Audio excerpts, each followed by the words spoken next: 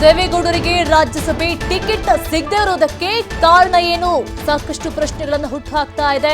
ಹೊಸಬರಿಗೆ ticket ನೀಡುವುದು ಮೊದಲೇ ಗೊತ್ತಿತ್ತ? ಹಾಗಾದ್ರೆ ದೇವೇಗೌಡರಿಗೆ ಅನಾರೋಗ್ಯದ ಕಾರಣವನ್ನು ನೀಡಿ ಟಿಕೆಟ್ ಅನ್ನ ನಿರಾಕರಣೆ ಮಾಡಿದ್ರ ಮಾಜಿ ಪ್ರಧಾನಿ ದೊಡ್ಡಗೌಡರ ಒಪ್ಪಿಗೆ ಮೇರೆಗೆ ನಾಗರಾಜ್ಗೆ ಟಿಕೆಟ್ ಅನ್ನ ಕೊಡಲಾಯ್ತಾ ಎಂಬ ಪ್ರಶ್ನೆ ಹುಟ್ಟುಕೊಳ್ತಾ ಇದೆ.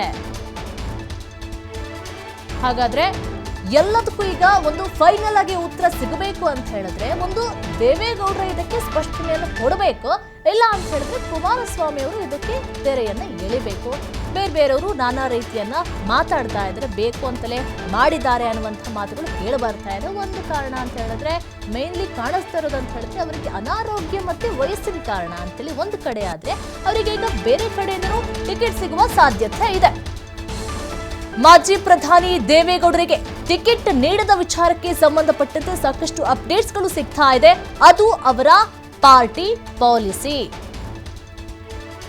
ಸಚಿವ ಪ್ರಿಯಾಂಕ್ ಖರ್ಗೆ ಹೇಳಿಕೆಯನ್ನ ಕೊಟ್ಟಿದ್ದಾರೆ. ಅವರು ವೀಕ್ ಆಗ್ತಾರೋ ಸ್ಟ್ರಾಂಗ್ ಆಗ್ತಾರೋ ಗೊತ್ತಿಲ್ಲ. ಐಟಿ, ಇಡಿ, ಸಿಬಿಐ ಇರಲ್ಲ ಅಂದಿದ್ರೆ ಬಿಜೆಪಿ ಜೆಡಿಎಸ್ಗಿಂತ ಕನಿಷ್ಠ ಪ್ರಾದೇಶಿಕ ಪಕ್ಷವಾಗ್ತಾ ಇತ್ತು. ಸಚಿವ ಪ್ರಿಯಾಂಕ್ ಖರ್ಗೆ ಹೇಳಿಕೆಯನ್ನು ಕೊಟ್ಟಿದ್ದಾರೆ ಇದೇ ವಿಚಾರಕ್ಕೆ ಸಂಬಂಧಪಟ್ಟಂತೆ. When it comes to ಅದು ನೋಡಿ ಇಟ್ಸ್ ದೇರ್ ಪಾರ್ಟಿ ಪಾಲಿಸಿ ಅಲ್ಲ. ಬಿ ಜೆ ಪಿ ಅವ್ರು ಯಾರಿಗೆ ಟಿಕೆಟ್ ಕೊಡ್ತಾರೆ, ಜೆ ಡಿ ಎಸ್ ಅವ್ರು ಯಾರಿಗೆ ಟಿಕೆಟ್ ಕೊಡ್ತಾರೆ, ಅದು ನಮಗೇನು ಸಂಬಂಧ. ಆದರೆ ಒಂದು ಮಾತ್ರ ಅರ್ಥ ಆಗ್ಬೋದು, ಜೆ ಡಿ ಎಸ್ ಅವರ ಮೈತ್ರಿ ಸ್ಟ್ರಾಂಗ್ ವಿಕೆಟ್ ಮೇಲೆ ಇಲ್ಲ. CPIM also has sections during the election campaign. Whatever it is, when it comes to fighting communal forces and the current dispensation on certain constitutional matters, we are all one.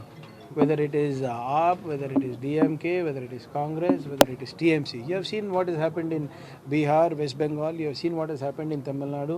Yes, there might be certain differences, but nothing is bigger than the constitution, nothing is bigger than the stability for the country.